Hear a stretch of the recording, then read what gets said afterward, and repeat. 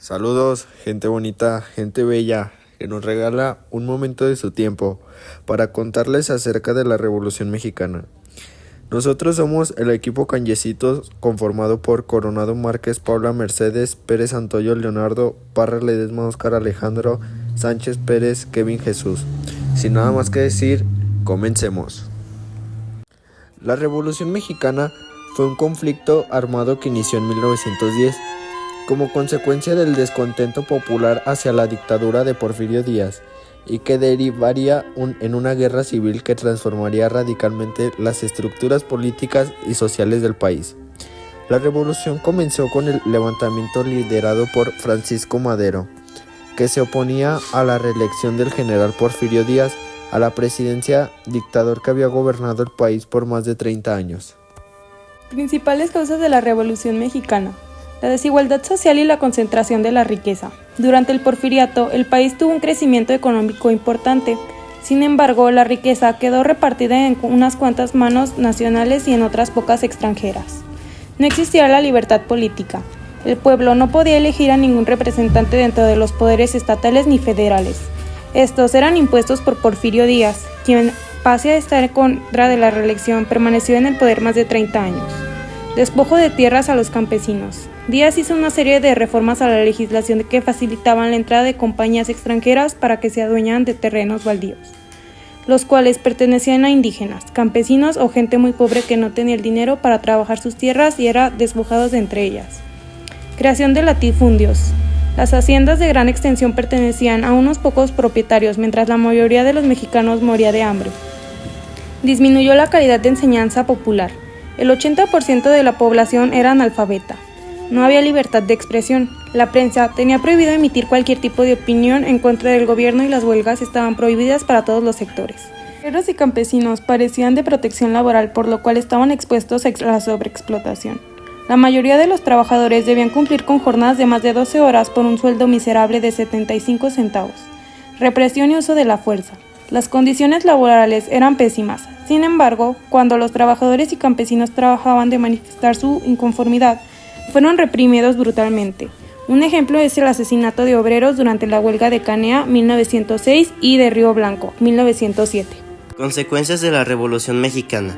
La Revolución Mexicana es una de las primeras revoluciones sociales del siglo XX y fue la responsable de meter a México en el siglo XX. Entre sus logros y consecuencias podemos mencionar los siguientes: renuncia de Porfirio Díaz, promulgación de una nueva constitución en 1917, nacionalización del suelo y subsuelo, reforma agraria, reforma a la ley de educación pública, nacionalización del petróleo, mejora de la situación laboral de los trabajadores, creación del sindicalismo, repartición de los latifundios entre el campesino y el porfiriato. El periodo de Porfirio Díaz fue de 1876 a 1911, 30 años en el poder. Porfirio Díaz fue presidente de México por 30 años, después de su heroísmo al mando de tropas contra los franceses. Trató de asumir la presidencia a través de un golpe de estado contra el presidente Benito Juárez en la fallida revuelta de la Noria en 1871. Su revuelta de Tuxtepec, justo antes de las elecciones de 1876 contra el presidente Sebastián Lerdo de Tejada, tuvo éxito y luego ejerció como presidente del 23 de noviembre de 1876 al 30 de noviembre de 1880. Durante este periodo, calmó a los invasores estadounidenses y restableció relaciones con las potencias europeas. Manuel González fue elegido presidente para los próximos 4 años, mientras que Díaz ejerció de ministro de Desarrollo y gobernador de Oaxaca. En 1884, Díaz regresó a la presidencia para no abandonarla hasta 1911. Durante su presidencia, Díaz y sus consecuencias transformaron México con la construcción de ferrocarriles, escuelas y creando una base de infraestructura para el país. Desarrollaron los principios de una industria petrolera y persuadieron al capital extranjero para invertir en minas y factorías. Sin embargo, su gobierno hizo todo esto a expensas de derechos políticos básicos y control económico. Muchos críticos del régimen fueron encarcelados o asesinados. A medida que las décadas pasaban, Díaz se apoyaba cada vez más en el fraude político y en el ejército para mantenerse en el poder. Después de 1900, este sistema empezó a deteriorarse debido a la avanzada edad del presidente y a la falta de consenso sobre un sucesor. El aumento del nacionalismo, tanto político como económico, y por la recesión económica en los Estados Unidos, finalmente guerras de guerrilla en el sur y derrotaron militares en el norte, contribuyeron al derrocamiento de Díaz y el 21 de mayo de 1911 sus seguidores firmaron el Tratado de Ciudad Juárez con Francisco Madero. Díaz dimitió el 25 de mayo y poco después salió para París, donde murió en 1915, siendo enterrado en el famoso cementerio Père Lachaise.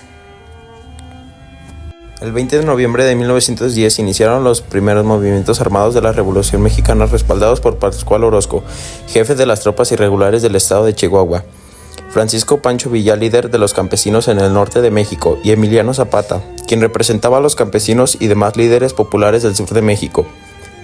Dichos líderes luchaban en conjunto por su oposición a Díaz, sin embargo no eran aliados, ya que cada uno reclamaba las necesidades particulares de los pueblos que representaban y por los cuales se enfrentaban. Tras la presión ejercida el día 25 de mayo de 1911, Porfirio Díaz renunció a la presidencia luego de haber firmado un pacto con Francisco I. Madero, quien posteriormente fue electo presidente y ejerció la presidencia de México. Madero restauró la Constitución, prohibió la reelección y estableció el sufragio popular. Sin embargo, estos cambios no fueron suficientes para mejorar la situación general del país, ni satisfacer las necesidades del pueblo. Plan de Ayala. El Plan de Ayala fue una proclamación política firmada por el líder de las tropas del sur, Emiliano Zapata, a quien Madero le solicitó que licenciara a sus tropas. Sin embargo, Zapata solo aceptaría dicha propuesta si Madero cumplía con una serie de condiciones, que finalmente desconoció. Esto produjo de mayores desconcentros entre ambos líderes, en especial porque Madero tampoco llevó a cabo la reforma agraria exigida por los campesinos, lo que generó mayor descontento hacia su mandato. Finalmente, los grupos liderados por Emiliano Zapata se alzaron en contra de Madero. Zapata firmó el Plan de Ayala el 28 de noviembre de 1911, en el cual desconocía al gobierno de Madero y hacía un llamado al enfrentamiento armado para recuperar la propiedad de las tierras trabajadoras por los campesinos. En ese entonces se popularizó su lema: la tierra es para quien la trabaja. Por otra parte, en el norte de México, el general Pascual Orozco y su ejército también se levantaron en contra del gobierno de Madero y desobedecieron sus órdenes, ya que estaban inconformes con las reformas llevadas a cabo. Como respuesta, Madero envió al general Victoriano Huerta, simpatizante del porfirismo, a enfrentarse con las tropas de Orozco. Huerta salió victorioso y se ganó la confianza del presidente Madero. Decena trágica.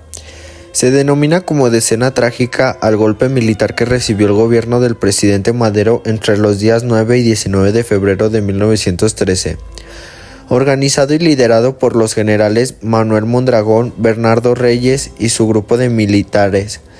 Durante el hecho fue herido el general Lauro Villar, quien se encargaba de la defensa del Palacio Nacional, motivo por el cual Madero designa a Victoriano Huerta a ocupar dicho cargo.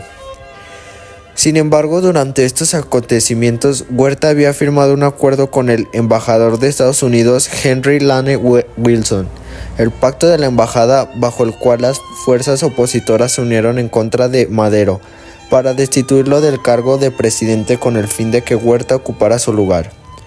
Finalmente, este hecho terminó con el arresto del presidente Madero y del vicepresidente José Mariano Pino Suárez, quienes fueron asesinados el día 22 de febrero de 1913. De esta manera, Victoriano Huerta logró asumir la presidencia de México y se convirtió en dictador al anular la libertad del pueblo por medio de la fuerza militar. Huerta recibió el apoyo de importantes hacendados, un gran número de gobernantes del clérigo y militares, excepto del gobernador de Sonora, José María Maytorena, y del gobernador de Coahuila, Venustiano Carranza. Tras la renuncia de Huerta a la presidencia, derivaron diferentes desacuerdos y acuerdos entre los líderes de Carranza, Villa y Zapata, por lo que se realizó la Convención de Aguascalientes en noviembre de 1914. Luego, tras varios enfrentamientos armados, protestas y desencuentros por la situación política, económica y social por la que se atravesaban los mexicanos, y al poner bajo control los movimientos de Villa y Zapata, Carranza llamó a un Congreso Constituyente y fue promulgada la Constitución de 1917 el día 5 de febrero. La nueva Constitución se caracterizó por reconocer el derecho de los trabajadores, establecer una jornada de trabajo de 8 horas, un salario mínimo, la reforma agraria, el Estado que se concedió el derecho de expropiar las tierras y se separó la Iglesia del poder político. Carranza fue asesinado en un viaje hacia Veracruz en mayo de 1920. Tras su muerte y posteriores elecciones, resultó electo como presidente de México Álvaro Obregón. Para ese entonces, los conflictos armados de la Revolución Mexicana habían acabado casi por completo. Durante este proceso fueron asesinados los líderes campesinos Emiliano Zapata en 1919 y Francisco Pancho Villa en 1923, ambos importantes figuras de la Revolución Mexicana por sus ideales y lucha continua.